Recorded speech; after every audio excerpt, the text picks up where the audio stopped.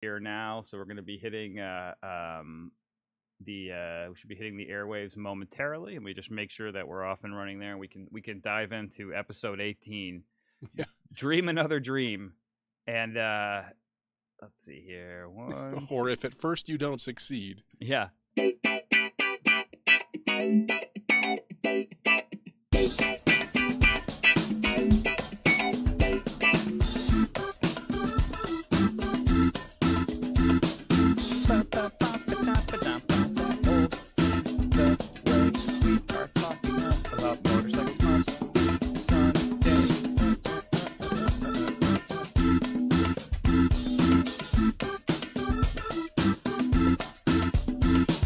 A lot of singing on a motorcycle. Nobody can hear you. Yeah, I can see that.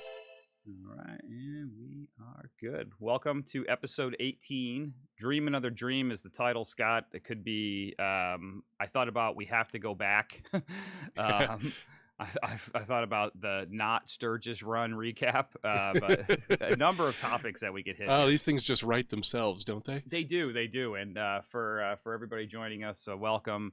Today's episode is going to be a requiem of sorts, perhaps an epilogue. I don't know what the best word is, but we're calling it Dream Another Dream because, as you guys know, a couple weeks ago, Larry and I headed out for Sturgis, and if you've been following along on social media, Scott, we did not make it to Sturgis. We got as far as Flagstaff before we succumbed to a number of factors that we're gonna dig into here. But Right. I do believe the deck was stacked against you in this case, and I applaud you for making it back alive. Yes, thank you very much. It was, I've asked Scott and our just a little bit of housekeeping here. Hopefully, Mike and Carlos will be able to join us today. They're out on doing various Sunday activities, and Eddie, the snail, is making her way to Sturgis right now as we speak. Sturgis actually officially kicked off on Friday, the 4th. That we're recording this here on Sunday, August 6th, and Eddie's on her way. Last we heard, she was in Ohio, Yep. so good for her. Hopefully, we'll hear more from her later today, and hopefully, has better luck than I did. True, and especially, you could do the meme thing right now of the guy looking through the window, like you're missing out right now, and right now they're probably like, Harley has announced a free bike for every attendee, except, and you're, oh man, it's just going to add insult to injury. Yeah. Let's poke the bruise. So how long is Eddie's trip compared to your trip? And it's not just physical distance, and we'll get into that in a minute. Yeah, it's riding conditions, weather, obviously the big things.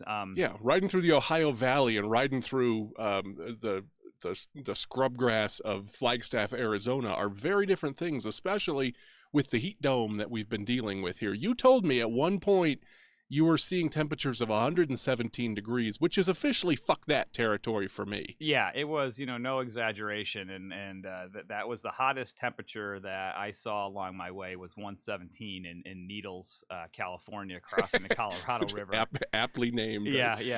Headed out to Vegas, only made it to Needles, but it was really that was probably the hottest I saw. I know when I spent a few days in Arizona, and no matter where you are in Arizona, the only news you get is Phoenix, which, I guess makes sense, but it's like, so that's like where everything emanates from.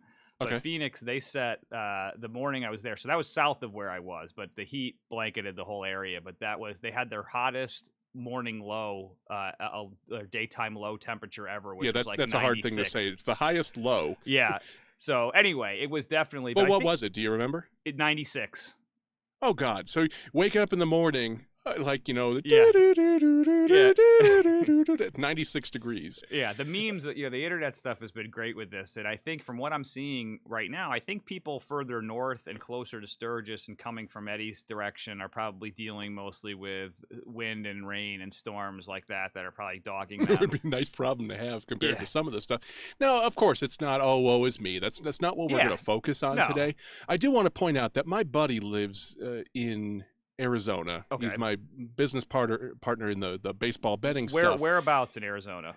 I know it's in the Phoenix area. Okay. It's a suburb, and I'm not exactly sure, but he told me that his mailbox had started to melt.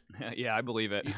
and that's next level. Yeah, For me, I lived in Tampa, and it got hot, but it also rained every day when it got hot. So it had this nature had a balance to it. It got super super hot, then you get your thunderstorms, and that cycle would just continue.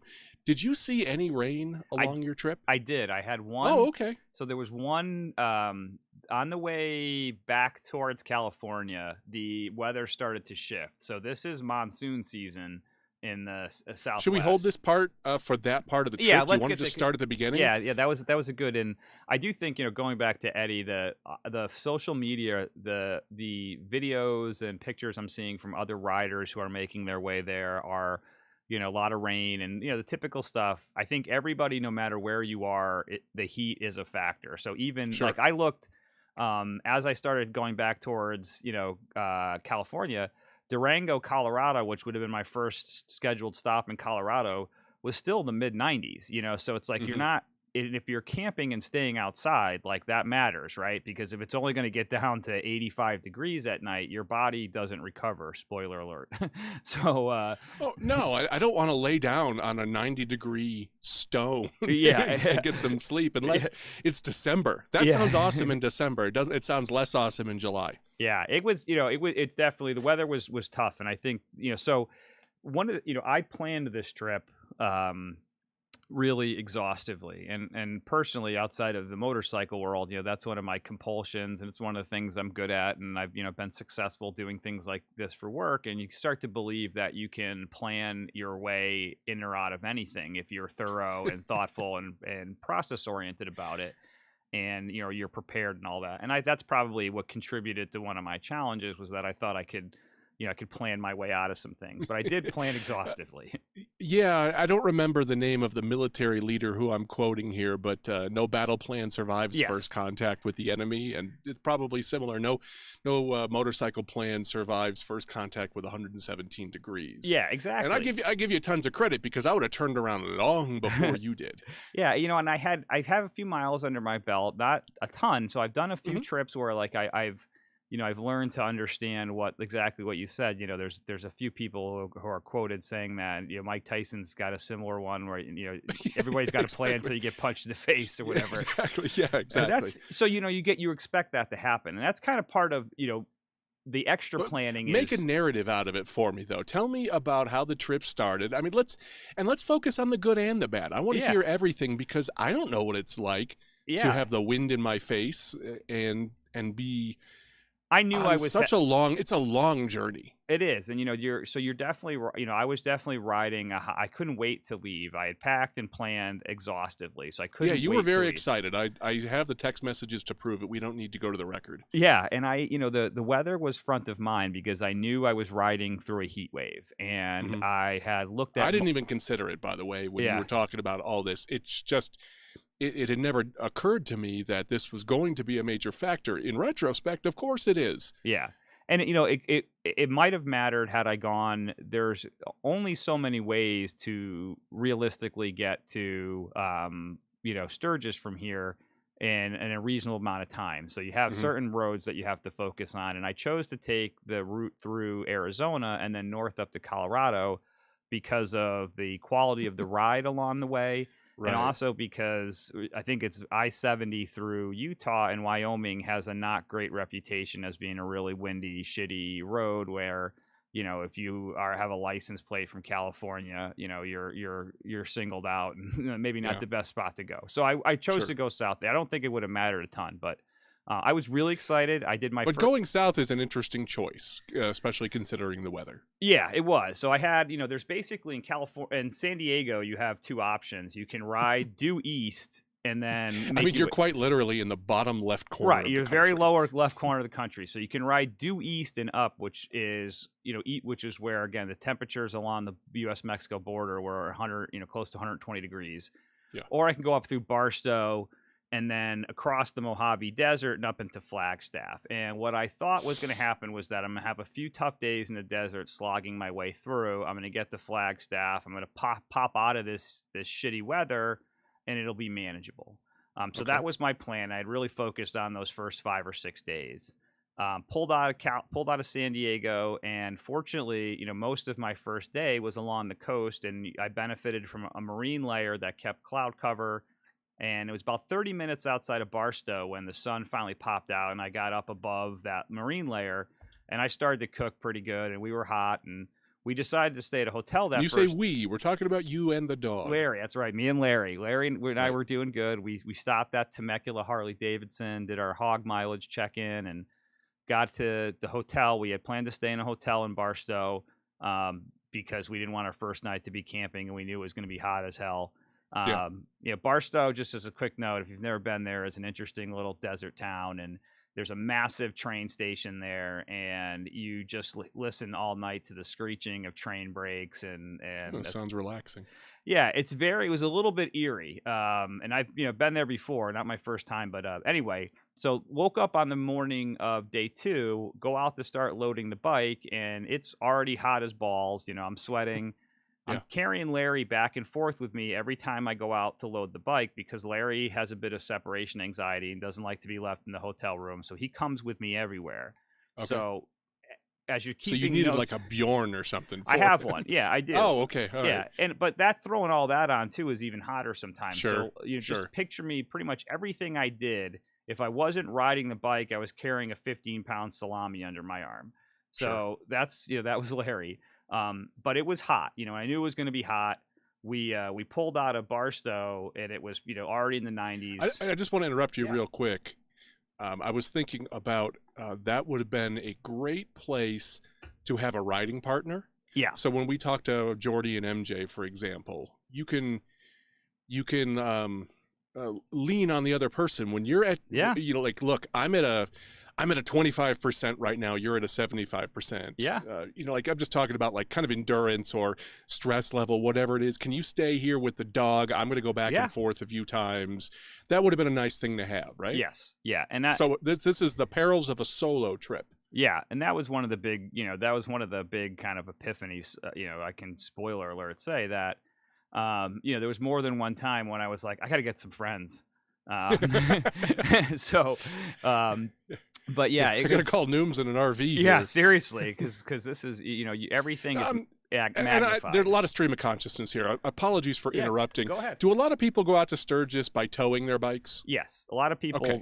ride, but a lot of people will tow or rent bikes and things like that. So that's definitely an option. Because I'm thinking a really fun thing would to take you, me, Larry, Yeah, an RV, tow the bike, yeah, and treat it like the La Chapelle tour bus. Yeah. All the way through Burt Scrotum, New Mexico, or wherever Yeah. you were there. Yeah, that would have been good. And Liz and I actually talked about that, where we're thinking she wants to do some more adventuring. So we're thinking that there might be some camping trips in our future where maybe a small pop up and we tow the bike, or I can ride, and that way there's always the fallback. But any of those Yeah, things and would my have, idea of roughing it is like a 4G network. Yeah, For exactly. cellular, yeah, and it would have been, any of those things would have made My a neck and huge back difference. actually can't take laying on the ground. Right. I'll be even more of a son of a bitch to be around than I might normally be. Yeah, and there's not to get into make this about camping gear. The good thing is that like the gear I have, like I have an air pad that I sleep on that's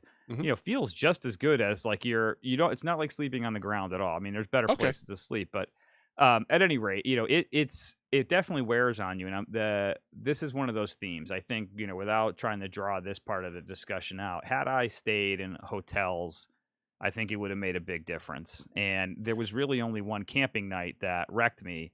And Well, it seems like Eddie's doing it at a slower pace. yeah. And Well, I don't know that for certain, but it appears from her social media that she's taking more stops and she's spending more time at stops. yeah. There is something to be said about, all right, I'm going to stop. I'm going to stay at a luxury hotel, but it's still going to be 9 hours from now. I'm going to be back on a bike. Yeah. That's not exactly fully refreshed. Yeah, one of the big challenges was that stopping was very difficult to do. Once I got Okay. into the desert, stopping Oof. was even hotter than going, right? So now you're Okay. stopped, you're dragging ass, you're sweating. Everything I'm is like, dragging ass here. yeah, and yeah, and you can't like you really couldn't enjoy roadside things as much. I mean, you just Yeah, world's everything was largest like toilet and stuff, right? right, and you're also thinking about like I have to get myself and Larry to the next place that we can rest because Yeah. until then we're just sitting out here in the desert cooking, not getting where we need to be. Yeah, So yeah. that You was got that. vultures Yeah, flying and they were following out you. there, dude. Trust me. Yeah. And I They're had a like, couple of hey. times I was like, Larry, don't wander off, bro. But don't look dead, man, because they're gonna. So they Telling yourself that as much as Larry, though. oh shit, man! I saw some. Yeah, they don't birds don't they don't waste in the desert. I will say as a side note, like the desert is such a beautiful and entrancing and crazy place that even after this kind of brutal ride I had, I am still like craving going back and the landscape is just really it just is Yeah, maybe something come haunting. January, it'll be something It's a little that's nicer a in the little more winter. doable. Yeah, yeah, the winter season's nice, but Or get an umbrella for your bike. yep, That's the other a beach umbrella. yeah, and I would say it was this day 2, Scott, that really is what killed me. That was the hottest day, I think, of the ride, and I All right. crossed the Mojave Desert from Barstow to Kingman, Arizona, which is you're at elevation in Barstow up a few thousand feet, and you go Okay. down, you go across the Mojave Desert, Was the which temperature difference noticeable, no, or it's just going to be hot just hot. because there's no shade whatsoever. There's no clouds. Right, I always joke that I hate the summer. What I really mean is I hate cooking out in the sun. I don't yeah, mind a cloudy day in the summer. right. It's kind of beautiful. If it's manageable, and that was, it really it wasn't. The further, so we talked about the heat. After a certain point, when you're on a motorcycle and you've been running a motorcycle for a couple hours now, and it's 100 plus something degrees out, and you're sitting on this bike, and the heat I was coming off wondering of about it was that. just Like even on a normal day, do your legs get hot yeah. after a while because you're riding on an oven? Yeah, there were multiple times I can say this, and I don't know how to like. There's no exaggeration or embellishment in what I'm about to say, where I legitimately looked down at my pants to see if I was on fire on Okay. more than one occasion because that's what it felt like. What were you wearing as well? Because I assume that you've got to be covered up. You can't be out there just getting sunburned like a raisin the whole time either. I mean, I walk in the summer Yeah, to maintain my health, and I have to wear a hoodie with the hood up and long sleeves. And yeah, you got to I cover look up. at people out there on road crews in the summer, and that's what they're doing. And they got a lot more experience at this than I do. Yeah, that's good. So that's where I take my cue from. I bought a few different pairs of pants, and I bought a couple like cheapies on Amazon, but I bought one pair of $75 True Work pants. True Work is like I think they're like a Today's episode brought to you by True Work they should Pants. be. And they So took what made those different? well, they're designed for construction workers and people who work outside, like lumberjacks and shit like that. And Okay. they're ripstop quality pants, meaning they don't tear easily, but they're lightweight, And if they breathable. do tear, they don't continue to tear. I Yeah, think that's the other. They're right. the kind that have you can see little squares on them. Yes, And I like the material. They tend to be really light breathable. Yeah, or maybe not moisture wicking, but if I had, quick I dry. still wear my cargo shorts. You're gonna pry those off my cold dead body. I'll always go for a ripstop over a full because that full material is heavy and hot. Yeah, you and me both, and that's exactly why I picked them up. Yeah. I also took a flyer on a pair of their junk. They're called like junk guard underwear or something like that, just to see, Okay, so like they're in the Tommy John school of underwear naming. yeah. And I have to tell you, I wore those babies out on day 2, and you talk about bright spots. There wasn't a part of me. The only part of me that was dry when I got to Kingman was my ass. All right, so Okay. says something about those, and I don't know if that's just because it was slowly being roasted on a fucking on an engine for the true. whole trip. Yeah. But that's what I wore. Were pants. I did not wear jeans, and I wore on top. More importantly, I wore a those thin like UV Yep. blocking shirts like you see fishermen. That's kind of what I wear too if Yeah. I have to cover Yeah, up in and the that sun. mattered because your Because I skin. burn like hell. I'm Yeah. a programmer. I work in my basement. I'm not built for the outdoors. Well, one of the other so the day 2 is really what killed me, and I'm gonna kind of go out of order here. Yeah. But one of the this is not a bright spot. One of the big challenges I had was my hands, and I've joked with you guys before Mm, about how your hands get beat up packing and unpacking and sure. constantly digging through bags and shit like that, which they do. Sure. And what happened on this trip was I noticed almost on the beginning of day two, and then by the end of day two, my fingers were in excruciating pain, Hmm, and I couldn't exactly figure out why. But what it looked like was like around the areas around my cuticles on a few of my fingers were like inflamed. And I am fairly meticulous. I don't get manicures, but I am obsessive compulsive about uh, grooming and that I clip my nails, I keep my cuticle, sure. all this stuff. So, but like anybody, you beat up your hands and you get cuts and stuff there. So I just thought it was pressure from my hands being pushed into the edge of my gloves for so long and from digging Okay. through. So you had gloves on. I had gloves on, but by that Yep. point, my fingers were starting to kill me. So I'll come back to that, but that's an important note of Okay. so by day two, my hands were starting to get crazy pain. And the Okay. stops, like I said, going from Barstow to Kingman, every time we stopped, it was just the heat was Give me a brutal. quick idea of what kind of pain we're talking about. Are we talking about burning, stinging, just soreness, like a dull pain? Just give me Like an idea. an infection pain, like a sharp kind Okay, of all like right. throbbing. So And if I were poking at the ends of your fingers, you'd be like, yeah, if you "Ow, quit touched it." it, it hurt. If I Okay. moved them around, anything hurt.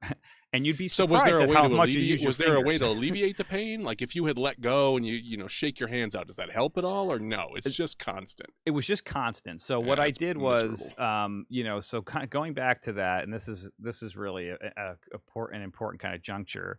I rode through the desert. Larry and I got to Kingman, Arizona, finally, and we checked into a KOA, Campground of America, Mhm. and we had a little area. You can see the pictures on my social media. I immediately set up camp because in my mind I'm thinking, we got to get to once I set this tent up. I can lay down in it. Yeah. Larry can have a place. We can make some shade. So that's what I did. I set up camp. Yeah, I think It's this is about the day that friend of the show Bill texted me and said, "Is Jay a hobo now?" Like because yeah. he didn't know what you were doing. All of a Okay. sudden, it was just It's photos of you, a dog, and like the desert. yeah, man. Finally did Yeah, it. exactly. He snapped. Go, man, go.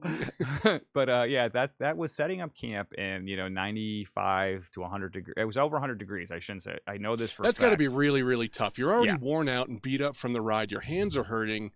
And now, again, we're going to go back to that same thing of it'd be really nice to have somebody else. to help. This is one of those things where it probably feels like, just the amount of friction on everything you do is amplified. It just makes it harder to accomplish what should be a pretty straightforward task. All right, I'm Yeah, going to set up camp. That's actually a BFD when you're yeah. beat up and exhausted Yeah, in the sun, the no heat is a less. pain magnifier, and it was like 102. It was over 100 degrees when I got, and this was at 6 o'clock in not Kingman. Yeah, I set up camp. I met a few other people in the campground, which was nice to talk to a few people. That gives you a shot in the arm. And sure, Larry, I could tell Larry has a routine now where he first comes off the bike and he rests and drinks and does his business and gets acclimated and then and then he went to sleep. I could tell he was wiped. He was definitely feeling the heat, and as was I. And now it's 10 o'clock at night, and I'm laying in this tent with. It was nice. I didn't have the rain fly at all on it because of I had enough privacy where I was, and for stargazing, it's awesome to. That's one of the bright sure, spots. I sure. mean, just Yeah. laying there and watching I know a lot of them were planes, but I stopped short of pulling up flight aware. But you're Right, definitely right. starting. I'm like, that's got to be a satellite or something up there. You're Yeah, shooting cool though. stars. Yeah, it's I just mean, great. not a lot of light pollution out there, Yeah, correct? just and you're in the middle of nowhere, and you can just hear everything. And it was really that was one of the bright spots. It was a little bit tainted by the fact that it was still in the 90s and I was still Sure. sweating.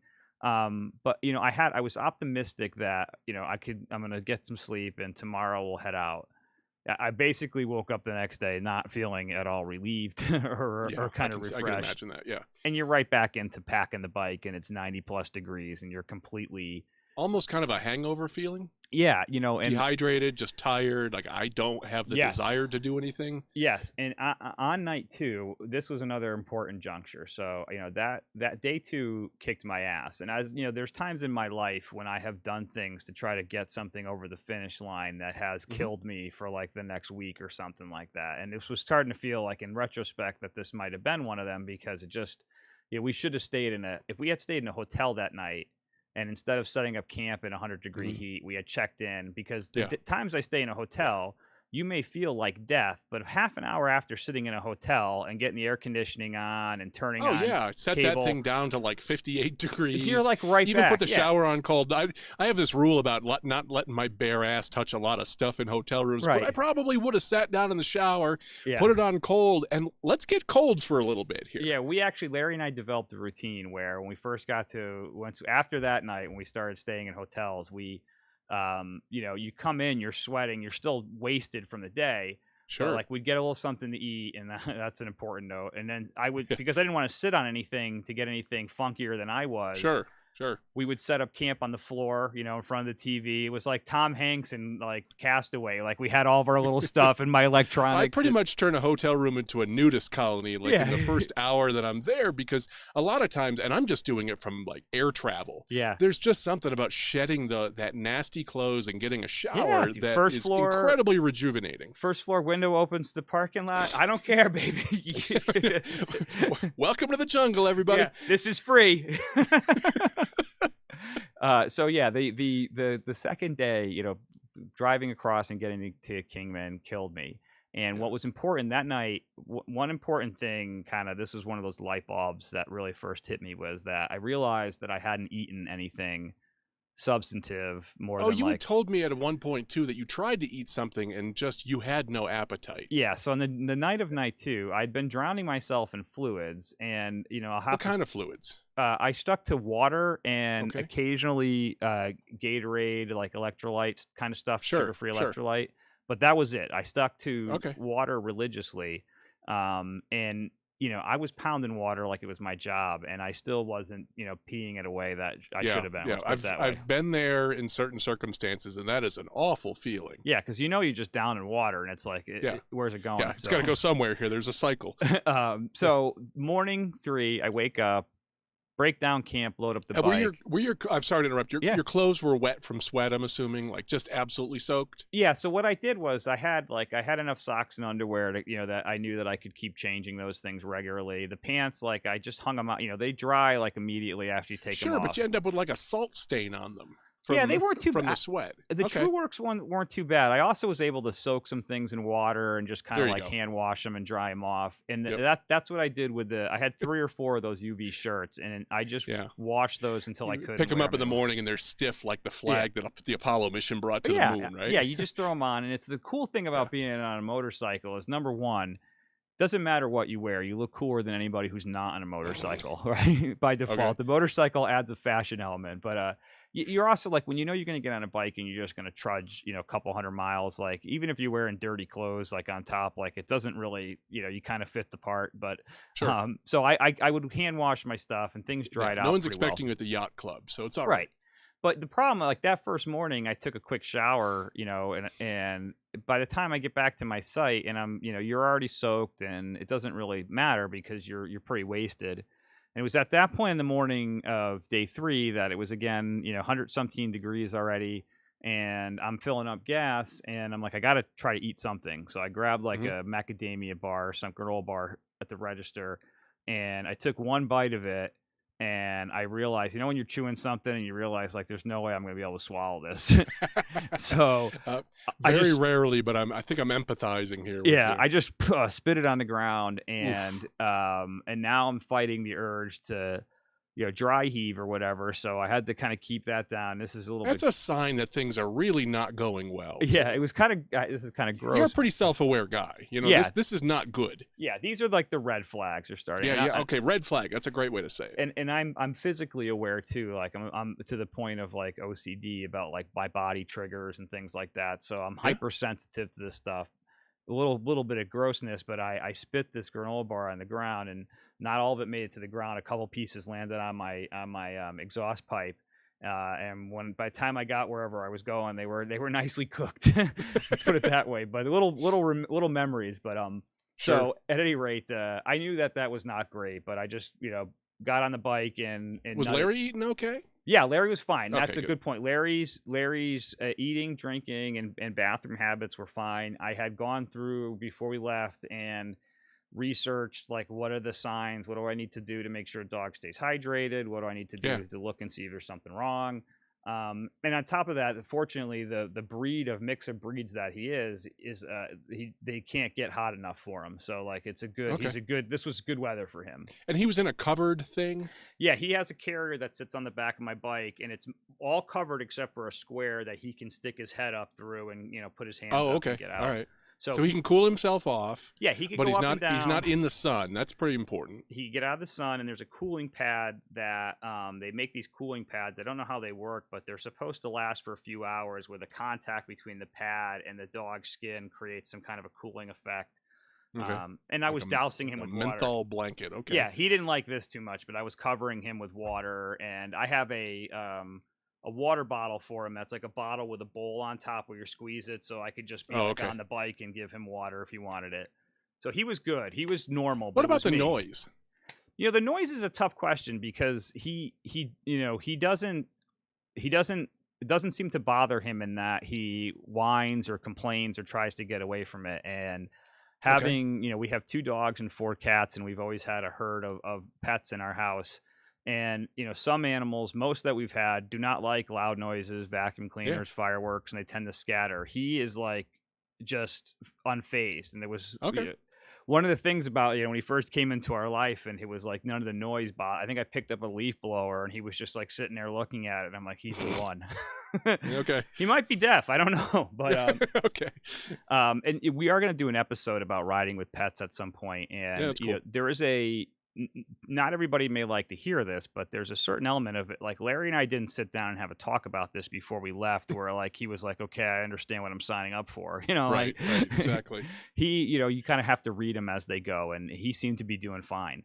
All right. And it was, going from Kingman to Flagstaff was a good ride, because it was, it got to be a little bit less hot, and that it was down into the 90s as you climbed elevation, because I went up to Kingman is up over 7,000 feet.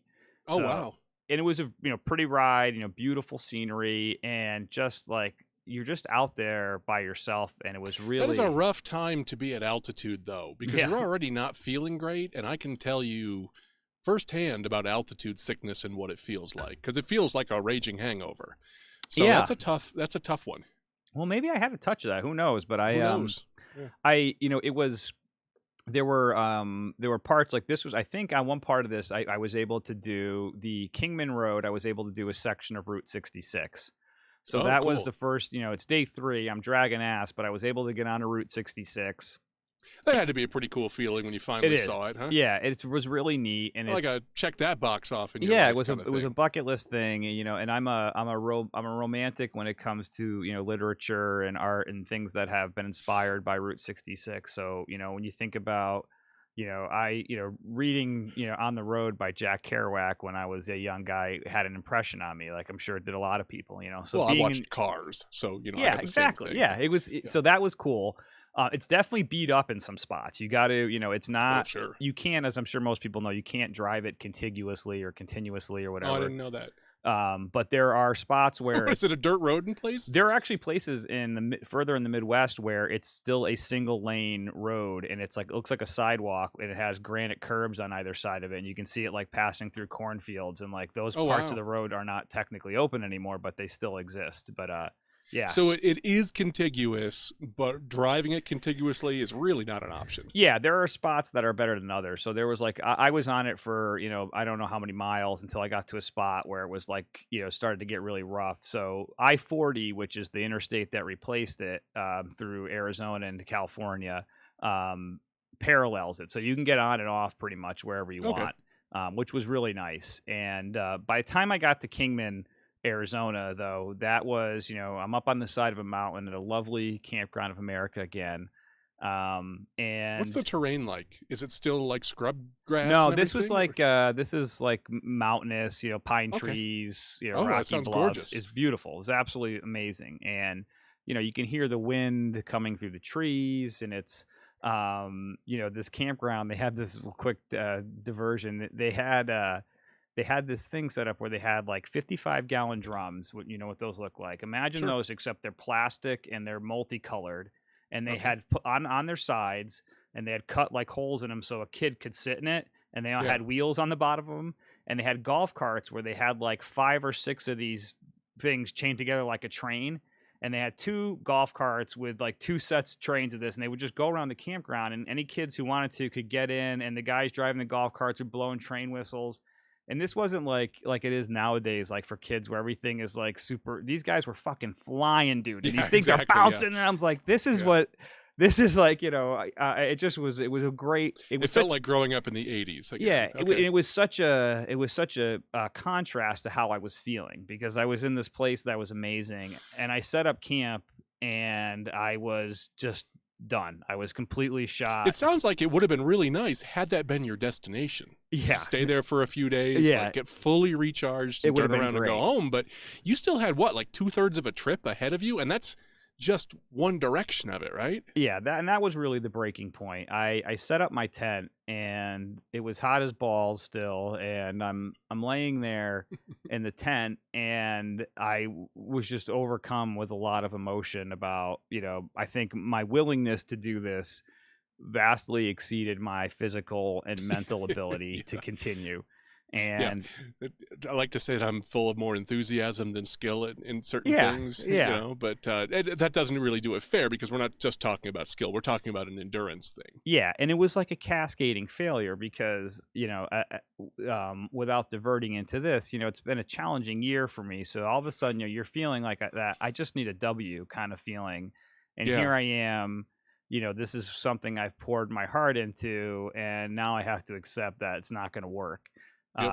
And I laid there for a while in the tent, feeling sorry for myself, and wasn't really sure what to do. And I texted Liz and said, let me know if you've got a few minutes to talk. And I talked to her and told her, what was going on. And she said, why don't you just go spend the night in the hotel and, see how that feels. And, ultimately that's what I decided to do. And Okay. I broke down my whole camp after setting it up, and, Yep. managed to Sorry, no refunds. yeah, got everything on my bike. Yeah, thank God staying in a KOA is only like $20. Yeah. Yeah. But I packed up everything onto my bike, had Larry in the carrier, everything ready to go when I realized that I couldn't find my keys. Long story Okay. short, they were in my clothing bag, packed in there by accident. I had to take everything off to get to them. So that was kind of a kick in the Yeah, nuts to on the me, that sounds like nature saying. what's the scene in Christmas Vacation where Chevy Chase finally loses it? Oh, it's when Yeah, the squirrel, yeah, exactly. and it's not the one thing. It's everything added up all together, but that's the literal straw that breaks the camel's back, Yeah, to use the exactly, metaphor. exactly. And we took off, we packed up, we finally got our shit on. Plug for hotels.com. I've been I'll just insert this. One of my observations, and you know this, but for people who don't know me, there was a time in my life, for years where I traveled full time and I was on the Hmm. road all the time. And it never seems to phase me. This time being away from my family and the prospect of, as you said before, realizing that I'm still 3 days away from Denver, and then another Yeah, 3 days away from Sturgis, and then another who knows how long to yeah, get yeah. back. 9 days back. Yeah, Yeah. if we just use round numbers, 3 days, Yeah. 3 days, 3 days, and then you got to do the whole trip again. Yeah, it got to be, that was overwhelming. So I found a La Quinta, and booked myself in there, rolled in. That must have felt like the Ritz Carlton at that Oh, point to you. dude, it was, and the funniest thing, I'm standing there checking in, right? And you know how they have like the little like little shops up in the front of these hotels Yeah, where you can get some snacks or whatever. yeah, And yeah. So that's a $6 beef jerky, yeah, right? I still hadn't eaten anything, but I saw this cup of noodle soup, and like these like beef teriyaki, and I grabbed that. So now, mind you, it's still like 90 some odd, close to 100 degrees out. I'm drenched Hmm. in sweat, but for some reason, all I wanted was that hot soup, which I ultimately had, which I think is Yet the there's. salt in there must have been Yeah, just life giving. yeah, it was like it was like the greatest food that I ever ate. And you can see where I'm going with this. I think once I made a decision to go to a hotel, my attitude immediately felt much better. I was Yeah. Well, a still. weight had been taken off your shoulders. Yeah, you're still dealing with the heat and all that kind of stuff, but it was really nice to be able to get in. And be able to just like decompress and feel like, okay, I can, get my core temperature down. I mean, Yeah. it was Yeah. really hot. And the what Did, I did they have a pool? they did actually have a pool. I opted not to go swimming, but I did think about it. They so I mentioned Did laps in the bathtub instead? I mentioned the finger thing, my Yeah. hands, right? So on day 3, what I neglected to mention earlier was that because my fingers hurt so bad, I decided I carry multiple pairs of gloves with me for, different weather conditions, and I have a pair of fingerless leather gloves. I do not normally wear these gloves because I believe in, and everybody's mileage is different, but your hands and your feet are the first thing to hit the road usually if you fall, and the adage is cover what you want to keep, and I like my fingertips, so Yeah. I've always thought about that. But now that they were hurting so much from being in the gloves, or so I thought, I decided to go with fingerless on day 3, and that's when I learned that your fingertips can get burned by the sun. Hmm. So I Ooh. arrived, even though I made it to a hotel, I had now set up my camp and taken it down, twice in close proximity. My hands were fucking destroyed, and I was Yeah. finally able to get in and do some, thank God for goodness for my first aid kits, because I had the Bactine and Neosporin and stuff like that to try to clean my hands and really see what was bothering them. And ultimately, what I found out is that I had a condition called like acute para something that sounds terrible. It's a fingernail. It's like a cuticle infection. Yeah, That's I'm looking at it right here. It's Paronychia, Paronchia, Paranochia, or something like Yeah, it that. sounds gross. Yeah, it sounds like it could be caused from dehydration as well. Yeah, it could be multiple factors, and I think part of it was one of them that I Oh, keyed in excessive on. activity too. Sure. Yeah, was being in hot, like bacteria-inducing conditions in my Well, sweaty well, gloves. I'm looking at it right here on the old Google machine. Causes include heat, excessive activity, insufficient fluid consumption, excessive sweating, or medical side effects. You pretty much had all I of had them those. all. Yeah. Yeah, yeah. The hat trick and more.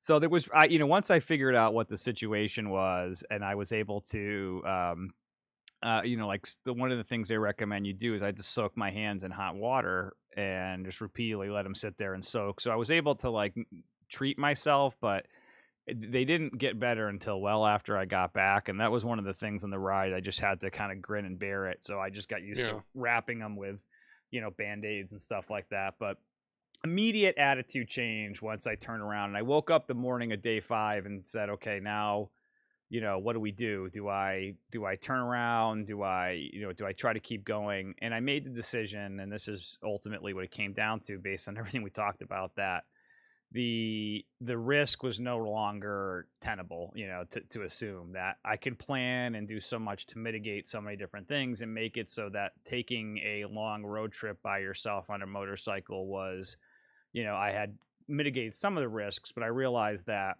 it was, I was signing up for more than I could take, and taking a Hmm. motorcycle ride to nowhere in particular was not something I felt like pushing it any further. So Yeah, absolutely. it was a tough And we're call. talking about your physical well-being here too. This is not just grin and bear it, Yeah, or I'm bored. This sounds like, it was it hard. could have been life or death. It, maybe not like you would have burnt to a crisp, but you could have lost focus, and it only takes a split second of lost focus Yeah, especially on a motorcycle, to yeah, have a really serious problem. yeah, And then what are you gonna do? yeah, and I don't know, I would imagine where you are, Scott, in Denver, that you hear about this all the time. Where we both grew up in Connecticut, it was not a common occurrence, but living where I live in Southern California, I'm half an hour out of the high desert, and it's tons of shit going on there for, recreational stuff that people do, and you hear about constantly, and it's unfortunate that you regularly hear about people who just go for a hike and die, and you try Yeah. to say, how does this happen? And the day that when I was going through one of my trips to the Mojave, one of the days I got to look at the news that night, and two people had died in Death Valley, not too far from where I was, Hmm. after a couple of hikers went in and didn't have enough equipment with them. People around them told them, you can't just wander out and walk back. And Yeah. anyway, so not a good situation, and that was definitely weighing heavily on me. And the ride back was no picnic either. I mean, the riding itself was good. It's hard to describe to say the riding itself was amazing. The conditions at time with the heat made it not as enjoyable, but Hmm. the quality of just what I got to see and just being able to like get out, be on the road wide open with nobody around you, and just able, um, just able to. Hey, I saw USA and Harley said they rode the Sensei today and said, Don't worry, don't worry, safety first." Yeah. Yeah, and that's what I, Yeah. that's ultimately what I opted for, and it Well, definitely felt if you better. go on to like maybe the more Eastern philosophy of this, you've got yin and yang, and yang is the it's considered to the male side. I don't know that that's really fair. That sounds kind of antiquated, but that's the doing side, and the yin is would be the female or the being side. And it sounds like once you surrendered the doing part of the trip, you're just like, all right, I'm only what is it, 1/6 of the way. I'm Yeah, turning around here. I'm putting words in your mouth, but I'm guessing you felt like, well, I should really enjoy what I'm looking at here. yeah, And once you kind of go more into that yin, the yin or the being side of, oh my, I didn't notice how beautiful it was around here because I was worried about dying. yeah, It sounds like there might have been a little more of a light at the end of the tunnel too, knowing that, yeah, sure, I turned around, but I know I can make it back yeah, yeah. from here, and your physical requirements are at least being met, or not worried about as much. Maybe you were able to kind of take in the scenery a Yeah, little I'm bit. I'm so glad you mentioned that. It kind of brought me back to that a point I was really glad wanted to make, which was once I didn't have to get anywhere, Yeah. everything felt better. Once I had nowhere to go, once it was just like it's however I got to wander back home and however long it takes me, it was like a switch flipped. And Okay. I don't want to dwell on this aspect of it. I was still dealing with, I had a lot of mental baggage that I was trying to wrestle with that made it kind of difficult for made being alone not enjoyable regardless of the riding. But it was like just night and day in terms of the time. And what I really tried to do the last few days of the ride was pour myself into talking to as many people as I could, and not about what I thought. It wasn't about motorcycles or shows or things like I thought I was going to engage people with. It was like the most random shit that, and it just really gave me a shot in the arm. I have to show you this. I One quick story. I know we're right up on time, but at that La Quinta in Flagstaff, I'm outside with Larry, and he's doing his business, and a woman with a dog approached me, and yeah, I could tell she was a dog person, obviously, and she went right up to Larry, and she's like, "So did they make you pay a dog fee when you checked in?" And I was like, "Yeah, it was like, $25 or something like that." And she's like, "It's illegal for them to ask you if he's a service dog or not. And if he's a service dog, they're not allowed to charge you." And I was like, "Well, he's not a service dog." Yeah. And I'm like, "No, well," and she's like, "Well, it's illegal for them to ask, and they should never ask you. So next time you go in, you just tell them, any hotel, you just tell them." And then she gave me like a set of these cards about like service animals and how they're protected by the blah blah. And it was really nice. She was very persistent, and like later after she left, I was thinking like, I know they can't ask me if he's a service dog, but isn't it fraud to lie about something? Yeah, this is kind of like like my dad was in a wheelchair before he died for many years, and it always bothered me when people would abuse Yes. a handicap parking space, because okay, I understand that you might have it a little harder than I do. I don't know what your circumstance is, but I can guarantee you my mom trying to get Right. him around was having a real hard time. So I don't want to get into a mushy area, but it's like, no, I don't need to call him a service dog. I'm okay spending the Yeah. $25. I don't want to make it harder for anybody else. Yeah, I'm okay spending $25 because I Yeah, have to tell you exactly. this: if Larry wakes up in the middle of the night and wants to take a piss, it's still 95 degrees outside. He can pee wherever he wants. I paid the $25. I'm Yeah, good. we're gonna wreck I'm this good. fucking place. Yeah, Going full rock star on the La Quinta. Okay. yeah. One other, the one other really curveball that I ended up getting hit with was I think it was day four, must have been at Flagstaff. I woke up and I was just about to leave. I shouldn't say I woke up. I was getting ready to head out, and I noticed as I opened my phone, I have Motorola Z flip phone, that there was like a big black line through the middle of it where it folds. That's not normally there, and Right, right, yeah. I This was this like, would be the weak point of a folding phone, right? yeah, and you know, without stating the obvious, or maybe it's stating the obvious, but I cannot emphasize enough how important a cell phone is when you're, hundreds of miles from home and you don't Sure. know where you're going, and it's like your only connection to information, you know. Yeah, So Carlos has talked about this many times about having a backup because yeah, had your screen fully died, you would have been looking for a gas station with a paper map. yeah, and I did fortunately have paper maps on me. I did Okay, buy Butler maps for the Arizona, Colorado, and up through Sturgis. But and I did have my iPad or my Galaxy Note, whatever the fuck it's sure, called. sure. So let's call it an iPad. So I had that, and I could have busted that out. But what happened was the screen. Not only did it have the black line, but the top half of the screen lost touch functionality. Which Uh, anything, so any I could open some apps and do some. which is pretty much where everything that you need to do is, right? Right. So I Yeah. got, really creative at like I could only text like my family text thread because I couldn't reach the other ones where I got Right, to right. reach. And so, I had to figure out what to do. And I ultimately had to go to a T-Mobile store. I couldn't even open a map on the phone to find a T-Mobile Yeah, store. that's pretty So I had funny. to like drive around. Liz helped me tell me where there was one. I had to ask for directions. It was crazy. But long story long, after an hour or so, I had ended up with a new phone, which I kind of wanted to get anyway. So that was, perhaps a blessing.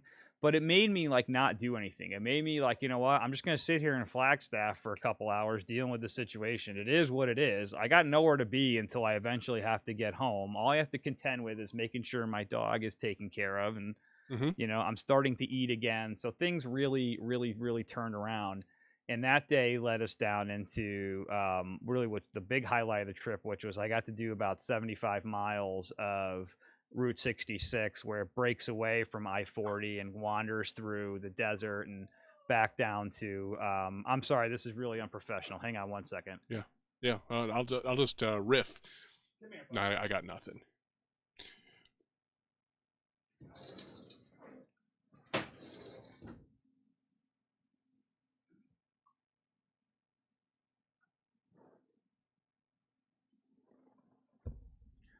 Apologies, folks. I'm home alone, and Larry needed to get out, so that was going to be it. Okay. We're almost Well, done with construction here. You can see behind me. I am weeks away from being in the new Old in the Way studios and out of the space. But yeah, it was really a great ride. And you asked if I saw any rain. I did see a rainstorm. Then, as got later into the trip, the man, that monsoons. must have been like manna from heaven. Oh, dude, it was amazing, right? Because you normally like I see You think rain. about It's all those like old like metal songs about when is it ever gonna rain? yeah, it was like so you're out on there was a couple of cars I saw occasionally, but for the most part you're on this road by yourself, and it's just Hmm. just terrassing through the desert. And I saw the cloud come in. I could see the rain up ahead on the road. I rode through it, and the best feeling in the world was it soaked. It was not pouring rain enough that I got really sloshed, but it was enough that like everything on the front of me got wet and my Hmm. pants got soaked. And the feeling of the wind hitting my pants, like I'd been soaking my shirt. Yeah. I don't know if you've ever heard of this, but each time I stopped, I would take that UV shirt off and soak it in cold water and then put it back Oh, on. And okay. Yeah, yeah, that helped. But having it on the pants, woo, was that nice, man. I had my yeah. legs Feeling out in the wind. cold I for was the like, first time in a while. oh, this Although is so it's good. not a good long term thing. You don't really need trench foot or trench crotch or whatever. Yeah, But exactly. It's like nice little problem to have for a temporary amount of everything time. leads to something else. But the Yeah. 66 was cool. There's cool, there's like little couple towny spots you pop through where there's lots of touristy stuff, lots of just desolate road. And I know where there's like I saw like some signs and stuff. I'm like, I can't believe nobody's taking these things out here. But there's just like a lot of it is just like abandoned and just like abandoned history. And I did a lot Yeah, of that's gonna be reading pretty cool. on it. Yeah, and it's really fascinating. So it ended up being, all in all, after getting back through, I followed the same track home, which was really the most, expeditious way, and tried to, enjoy as much of the scenery and the ride as we could. And we made it home by I think it was the last day. We really had settled into a groove, and we were getting up and doing, Larry was doing 80-mile stretches without, a problem. And my bike was like, just ran amazingly. I could not believe, I hate to say that at times, like you kind of wait for the other shoe to drop, but I Yeah. punished that thing, man, going through the desert, and it You just, still have the small gas tank on there, right? no, I upgraded. Yeah. Oh, okay. So So you're up to what, huge 4 difference. gallons or something? It's a 4.5 gallon tank, but it's some of So that you're at is like about a reduced. 150-mile range? Yeah, probably about, yeah, that's what I would say. And I never got it to the point where the fuel light came on or anything, but you're not thinking about stopping for gas every 40 miles. You're Yeah. thinking about Yeah. like after 100 miles, I probably should start thinking about, and your ass is going to tell you after 100 miles you need to get up anyway. So, This kind but of reminds me of getting to the point in a Zelda game where you have enough hearts that you're yeah, not stressing about, keeping your 3 hearts full. I know yeah, it's a you can silly get, analogy, but yeah, it's the same. Yeah, but it changes your perspective on things. yeah, exactly. And and I loved, it's just hard to like, it's mind-boggling how at the time when I was in the most extreme heat and like the worst possible circumstances, this machine just like you can just hammers away, and it's That's mind-boggling cool. how gold. It gets really hot though, I can tell you that for sure. But So it sounds like you had like 4 or 5 solid days of like quiet contemplation, yes, meditation time almost. And yes, um, I like to meditate, and some of it's a little, too oogie boogie for me. So sometimes I just think about it like I'm just gonna let the water get still, because when the water gets still, the mud settles, and the yeah, water gets clear, and that's where you have true clarity of thought and mind. And man, some days are easier than others. Some days your mind just does not want to quiet down. The yeah, water does not want to settle, but you can wait it out. And at 4 or 5 days, that monkey mind is eventually going to get tired yeah. and just finally capitulate. And I'd be curious, did you have any moments of like where you actually felt like, woo, like real clarity of mind? Yeah, Or is it absolutely. just that now we've opened up a whole new a new Pandora's box of problems, because you got years of Yeah. stuff that you've been meaning to deal with, and there it is. I think it's a little bit of both. And one of the interesting things that I usually listen to, if I have helmet audio going, I'll listen to music, and I'll occasionally listen to a book, audiobooks. Mhm. And that interrupts your thought to a certain degree, as does the concentrating on what you're doing. But the Sure. reality is, I mean, there were stretches where you're on the road by yourself. There are very few obstacles, if anything, to navigate, and you're Sure. just wide open. I mean, you could just sit there and go. It's I kind mean, of like the joke of turning down the radio when like traffic gets real yeah, heavy, or you're trying to find where you're going. You're like, why? Well, why did I do that? Well, I need my brain to focus on one thing, and it sounds like you had a straight line ahead of you, yeah, and pretty like, much, dude, and I that saw part of your brain roads. is fine. I saw roads that were longer and straighter and stretched out further in front of me than I've ever seen before. Okay, And there that's was really one cool. point where there was like, next service 20 something miles. And I'm like, I can see a blip up ahead of me on the road. I'm like, that can't fucking be it. And then, 10 minutes You're like, later, you're hey, like, maybe holy these flat shit. earthers are onto Yeah, something. right. But yeah, definitely. And one of the interesting I listened to an audiobook on Zen, as you know, I told you. Yeah, we were talking about that before, Yeah. off mic. Yeah, And I don't know if it was the author or recording he played, but he slipped into playing like a meditative chant, I guess it is. I'm not sure how I'm describing it, sure, sure. but it was basically him just saying like, we are going to chant like this because that is how we do, and blah. And every now and then there would be like a bing, like a little. Yep. So the first 30 seconds of me listening to this, I'm like, what the fuck? Yeah, exactly. Yeah, And this is way off track, but this author was in a punk band. In the audiobook, he inserts snippets of their music occasionally, which even on a motorcycle at highway speed with all that fucking noise, like you get like a punk blast in your ear of like, yeah, so I've gotten sound blipped a few times by him in this book. yeah, So the first 30 seconds of this chant, I'm like, what the hell? And then once I stopped trying to listen to it, yeah. 30 seconds later, I found myself going down the road like, and it was that like, just after a while, that Yeah, repetition and just, I've done that before too. I just did yeah, a course recently from Deepak Chopra. A friend at work asked me to do it, and he had these Sanskrit chants, and it's like, oh, I don't know about this. But once I kind of surrendered and like, yeah, dude, just do it, okay? Like, you're 15 minutes, you can do this. And the idea is these words don't mean anything to me. I don't speak Sanskrit or communicate in it. It's just a tool to keep your mind from wandering onto other things. And it's like, like the old Om Mani Padme Om, or yeah, that kind of thing. I think that might even be Tibetan, but it doesn't matter. It's just a way to kind of keep recentering your mind versus like, I'm over here. And Yes. it's wild sometimes the kinds of things that you will think about during like a deep meditation, because your mind is invariably going to wander. But all of a sudden I'll have like a memory come back from like when I was 15 years old. Like, what? Where Yeah. did that, how? I have no way I could follow the logic of how that Where did this just come popped into from? my Yeah. mind. It's absolutely bizarre. I can only imagine the, and you have the heat, the noise, the whole thing, but at the same time it's very repetitive. Yeah. And I'm imagining that like kind of the hum of the road. Yeah, you just Man, at the time that this happened, I was descending down the side of a mountain from how neat. Flagstaff to Kingman, and the sides of the highway are just wide open fields with rolling hills and pine trees, and occasionally there's cows, and it just the old old scrubby kind of just a mountainous terrain and really beautiful to look at. And then you combine that with the repetition of this Yeah, chant, and then like the it road stretching out sounds like like a a really ribbon. cool Yeah, experience. it was, and I, as a skeptic of that kind of meditation, and that I can never slow my mind down. I found Yep. myself, it definitely clicked. Like maybe when you stop trying to listen for a few minutes, things tended to slow down. And I will say, bring us back on track, that in Yeah. this chant, they would occasionally say things that were you know, affirmational in the sense of like, I can't think of a good example other than like it would bring you back to center in the form of like, being in balance is worth it and good, and the like almost Yeah, like yeah. it was saying Yeah, like like the get your Deepak head. Chopra thing I was telling you about. Yeah.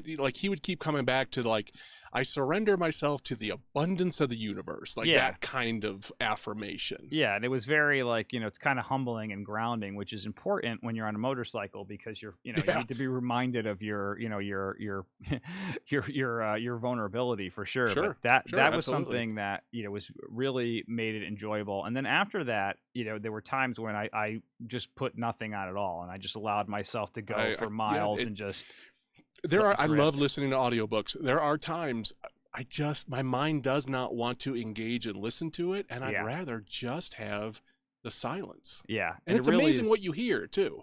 Yeah, Like I what never it's like never noticed my a car making that noise, that kind of thing. I don't know if you wouldn't call it a white noise, or I'm a big fan of these. Like when we sleep now, we've been using these like brown noises and Yeah, I green use that noise. kind of stuff too. Yeah, and I'm becoming more and more intrigued. But that, like, for my mind, like silence is almost a problem, whereas the drone of the engine and the highway noise is just enough to like kind of just Yeah. set you on Well, cruise. I have tinnitus or tinnitus, however you want to pronounce it. So silence is really rough for me because the ringing is pretty bad. So I always like some kind of noise like that. And Yeah, usually for me, it's a white noise machine and a fan on low. yeah, Like that's the balance, because I need moving air and I need noise, yeah, yeah. and that's just how I relax. Yeah, and to try to put a bow on this, I think like all things, and I'm not saying this simply to try to be optimistic for the sake of being optimistic. It did end up being a good trip, in that I got to get in touch with some thoughts, and getting figure myself out a little bit. And That's um really cool. That yeah, is so it didn't end up really being what I amazing. thought, but It's almost like you went on a retreat. yeah, You just happened to be on a motorcycle the whole time, yeah, and that's really cool. I think, if we were turning this into a book, having the character of Larry there is actually really important, because it reminds you, or grounds you to something outside of yourself. Like, you were yeah, worried about his well-being. yeah, You might have pushed through and been bullheaded on stuff had you not had him. Like, oh, I'm not sure this is great for Larry. yeah, Well, the reality is it wasn't great for Jay either. yeah, But yeah. It kept me grounded. it's hard to forget yourself, and that character of Larry is really important in this story. And it's Yeah. just a fascinating trip on so many levels. Yeah, he did what dogs are supposed to do. He has a habit where, like, if I lay down, and as I would, get off the bike and lay down, the first thing he'd do would run, like, hop right up on my back and like lay Yep, down, and like, no that's matter how cool. shitty you're feeling, when that dog lands on your back, you're like, all Yeah, right, this is pretty good. Things could be, And he was, we'll talk about this. We're gonna do an upcoming episode on traveling with pets. He was, he was a huge fan on the road. Like, it and I'm not exaggerating, I got so used to people driving up alongside me with their cell phones out and waving and Yeah. stuff that it got to the point where I'd be like, you'd forget what's going on, and it's like, "What the fuck is wrong with these people?" You're like, "Oh, yeah, the Yeah. dog's on the Oh, back." yeah, yeah, that's right. I got a sideshow on the back of my bike. Yeah, Yeah. he was really he was really a big hit, lots of people, and he everywhere I went, like, if anybody came near me or came near my bike, he would, like, not like in an annoying yippy dog way, but he was, like, right there, like, "Bark," like he would start to Yeah. growl or whatever, so it felt like, he had my back 100% of the way, but hey, Yeah, but he sounds like it sounds like his presence was also one of those things that reminded you existentially, like things are outside of yes. yourself. You're remembering to stop and smile at the person who is going Yeah. to tell a story about how they saw a dog on the back of a motorcycle today. Yeah. It's very grounding, and it sounds like it was a little bit life affirming. All those people driving by and smiling and waving Yeah. had to give you a tiny little micro recharge. Yeah, yeah, and if you've been feeling, if you've been feeling at all, down about, the world, and I'm sure like a lot of us have, and Sure. times going out and going from rest stop to rest stop is really, they're the ultimate equalizer because unless you're part of that older, 1% who doesn't travel by highway at all, everybody has to stop and get gas and take a piss and do those Yeah. things. And you meet people from all kinds of walks of life just I talk to a lot of people that I wouldn't normally walk up and talk to just off the street for any other reason, and it was really fun. And the people that come up and tell you just random stories about their motorcycle trips, and it was really really enjoyable. And I tried to help a few people out along the way as you see folks, Yeah. and you Yeah. feel like that good fraternity of the road. It really was worth it. And now Well, we know. there's an element of gratitude Yeah. for it, and also of the word is escaping me, uh, but but of sharing or being oh God, what's the word when you hand out a lot of money? I Generous. Yes, generous. Thank you. There's a generosity to it, and I was just reading this that it doesn't have to be generosity with money. You can Yeah. be generous with your happiness. You can be generous with kindness. Yeah. I was full right before you went. I was on my trip to South Carolina, and it's pretty weird to be a Christmas podcaster and have lots and lots of people Yeah. just telling you how great they think what you Yeah. do is. And I was full of just this generous spirit and kindness. And when I was in the airport in South Carolina, like I was there like 6 hours early. Like Yeah. Way I either early. sat in the lobby of the hotel or I sat in the airport. So I opted for the airport. And I was kind of sitting in this area, and I heard the woman make an announcement. She was an older lady, really nice, and she had this beautiful voice, and it was over the PA. It was just perfect. Like she couldn't have been better at it. So I just went over and I said, "Hey, I think you've got a beautiful voice," and I tend to do voice work, so I just like to share that when I hear it. Yeah. And then a couple hours later, I'm getting on my flight, and she stopped and she grabbed my hand and she said, "Thank you. You really made my day," and it was Yeah. just like, oh yeah, I'm able to do things in this world to make other people's lives even better, and I should be doing more of that. And I can imagine being at rest stops or just doing these things.